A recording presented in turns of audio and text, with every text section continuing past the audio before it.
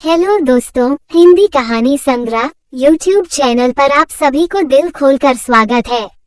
Like और share करना न भूलें और कहानी को अंतिम तक जरूर देखें। अगर अच्छा लगे सब्सक्राइब करना न भूलें। चलिए बिना देरी किए आज का कहानी शुरू करते। मुंशी प्रेमचंद की कहानी निर्वासन। परशुराम ने मर्यादा से कड़ी आवाज में कहा, दहलीज में रुक जाओ। मर्यादा ने पूछा, ऐसा क्या हो गया कि मुझे दहलीज में रुकने के लिए कह रहे हो? मुझे छूत लग गया क्या? तुम्हें घर के अंदर आने से पहले यह बताना होगा कि इतने दिनों से कहाँ और किसके साथ थी। अब यहाँ कैसे और किसके साथ आई हो? परशुराम ने पूछा। मर्यादा बोली, इन बातों को पूछने का बाद में समय नहीं मिलेगा क्या? परशुराम कहने लगे, नहीं, तुम्हें अभी जवाब देना होगा। हम दोनों साथ में ही नदी से बाहर निकले थे। तुम मेरे पीछे चल रही थी, लेकिन अचानक कहाँ चली गई थी? दुखी आवाज में मर्यादा बोलने लगी, आपने देखा नहीं था कि वहां अचानक नागापंथ के साधुओं का हुजूम आ गया था। सारे लोग इधर उधर दौड़ रहे थे। तभी मुझे धक्का लगा और मैं न जाने किस दिशा में चली गई। जैसे ही थोड़ी भीड़ कम होने लगी, मैंने आपको खूब पुकारा। अच्छा, तब क्या हुआ? परशुराम ने पूछा। ने आप कहीं भी नहीं दिखे तो मैं रोने लग गई। संध्या तक वहीं बैठी। फिर एक लड़के ने आकर मुझसे पूछा कि तुम खो गई हो। मैंने जैसे ही हाँ कहा तो उसने मुझसे घर का पता और पति का नाम पूछकर एक डायरी में लिख लिया। फिर मुझे कहा कि तुम्हें घर तक हम पहुंचा देंगे, बस तुम अभी मेरे साथ चलो। मेरे पास कोई रास्ता भी नहीं था तो मैं उसके साथ चल दी। परशुराम ने एकदम पूछा, वो तुम्हें कहाँ ले गया और वो कौन था?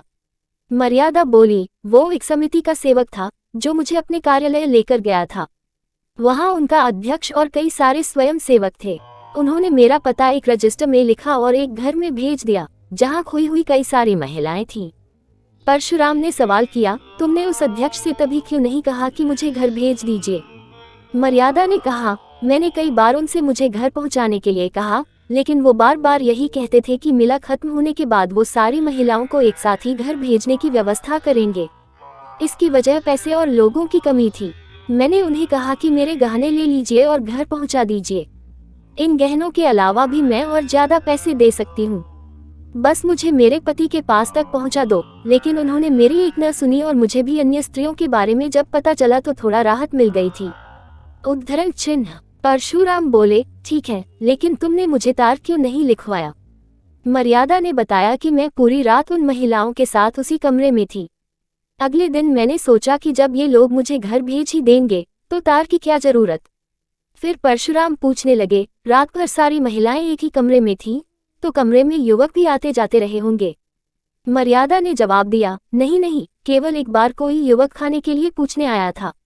जब सबने खाना खाने से मना कर दिया तो वो लौट गया। उसके बाद एक महिला के पेट में दर्द उठा था तो अध्यक्ष साहब 2-3 बार दवा पिलाने कमरे में आए थे। झट से परशुराम ने कहा, देखो अब निकली न असली बात। मैं इन लोगों को खूब अच्छे से जानता हूँ। मर्यादा नाराज होते हुए बोलती है, आप किसी सज्जन व्यक्ति पर ऐसे आरोप नहीं लगा सकते हैं। वो मेरे पिताजी की उम्र के थे। दूसरा, उनकी आंखें हमेशा नीचे रहती थीं। परशुराम बोले, हाँ, वहां के सारे आदमी देवता थे। तुम ये बताओ कि अगले दिन क्या हुआ? मर्यादा ने कहा, अगले दिन भी मैं वहीं रही। दिन के समय एक स्वयंसेवक हम सभी महिलाओं को कई पवित्र स्थल लेकर गए। लौटकर सबने खाना खाया। उद्धरण चिन्ह। परशुराम ने पूछा, तुम वहां महिलाओं के साथ आनंदी रही? मेला तो अगले दिन ही खत्म हो गया होगा ना? खाना खाने के बाद तो गाना बजाना भी हुआ होगा। मर्यादा ने बताया, नहीं, गाना बजाना तो नहीं हुआ, लेकिन सारी महिलाएं अपने दुख के बारे में बात करती रहीं। शाम को मेला उठा तो उसके बाद 2 सेवक सारी महिलाओं को स्टेशन लेकर गए। परशुराम बोले, तुम तो यहाँ 7वें दिन आई हो और वो भी अकेली ही? मर्यादा बोली, हाँ, स्टेशन में कुछ दुर्घटना हो गई थी जिस वजह से देरी हो गई। परशुराम ने कहा, क्या हुआ था? मर्यादा ने बताया कि जैसे ही वो सेवक टिकट लेने गया तो एक आदमी ने कहा कि गोपीनाथ धर्मशाला में एक इंसान ठहरा हुआ है जिसकी पत्नी खो गई है। उसने जैसा हुलिया बताया वो मुझसे मिलता था। उस आदमी ने मुझे देखकर कहा कि आप उनकी पत्नी जैसी लग रही हैं। मैंने उससे पूछा कि क्या तुम बाबूजी को पहचानते हो? उसने जवाब दिया, मैं उनको नहीं जानता, तो आपको क्यों खोजता? आपका बच्चा काफी रो रहा है। तब सारी औरतों ने कहा कि चली जाओ, तुम्हारे पति परेशान हो रहे होंगे। उन स्वयं सेवकों ने उस व्यक्ति से 2-3 बातें पूछकर मुझे उसके साथ भेज दिया। दिल खुश था कि अब अपने परिवार से मिलूंगी, लेकिन मेरा भाग्य ऐसा कि मैं किसी गलत इंसान के हाथ पड़ गई। परशुराम ने हैरान होकर पूछा कि आखिर कौन था वो जिसके साथ तुम चली गई। मर्यादा ने कहा कि मुझे लगा कि वो कोई दलाल ही रहा होगा। परशुराम ने सवाल किया कि तुमको इतना होश नहीं हुआ कि उसे कह दूं कि बाबूजी को यही भेज दो। मर्यादा ने तुरंत बोली, मेरी बुद्धि काम ही नहीं कर रही थी। उद्धरण चिन्ह। अब तुम फिजूल की बातें मत करो और यह बताओ कि वो आदमी तुम्हें कहाँ ले गया। परशुराम बोले। मर्यादा, मुझे लज्जा आती है, क्या बताऊं आपको। परशुराम, तुम्हें तो यहाँ आने पर और भी लज्जा आनी चाहिए। मर्यादा बोलने लगी, देखिए मुझे किसी ने छुआ तक नहीं है, भगवान की कसम खाकर कहती हूँ। परशुराम ने पूछा कि क्या तुम उसका चेहरा कैसा था बता सकती हो। मर्यादा ने बताया, वो छोटे कद का गहरे रंग का आदमी था, लंबा सा कुर्ता पहना हुआ और गले में ताबीज भी थी। उद्धरण चिन्ह। परशुराम ने कहा, अरे वो तो धर्मशाला में झाड़ू देने वाला था, मैंने उसको तुम्हारे खोने की जानकारी दी था, उसने इस बात का इस तरह से फायदा उठाया। मर्यादा बोली कि वो तो ब्राह्मण जैसा लग रहा था। परशुराम कहने लगे, नहीं नहीं, वो मेहतर यानी झाड़ू देने वाला ही था, वो तुमको अपने घर लेकर गया था।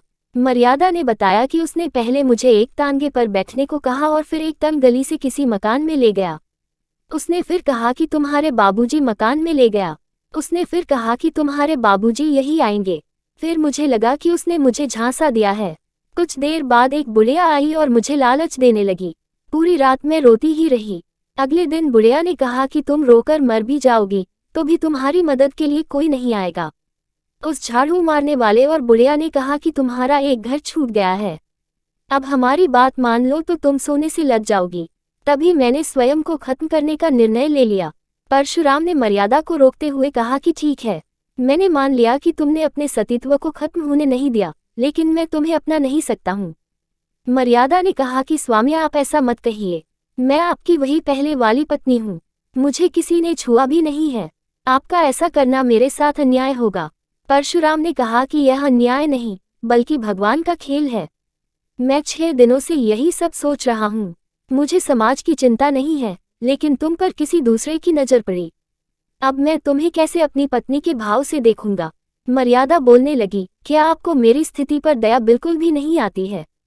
परशुराम ने कहा, घृणा के स्थान पर दया बिल्कुल भी नहीं आ सकती है। मैं जीवन भर के लिए तुम्हारा खर्च उठाऊंगा, लेकिन अब तुम्हें अपने साथ नहीं रख सकता हूँ। किसी गैर पुरुष के साथ एक क्षण रहने से भी पतिव्रत पूरी तरह नष्ट हो जाता है। मर्यादा ने पूछा, तुम्हारी यही इच्छा है कि मैं यहाँ से हमेशा के लिए चली जाऊं। परशुराम ने कहा कि हाँ, मेरी अंतिम इच्छा यही है। मर्यादा बोली, ठीक है फिर, लेकिन क्या तुम मुझे वासुदेव को अपने संग ले जाने दोगे। परशुराम बोल पड़े, बिल्कुल नहीं, वो मेरा बेटा है।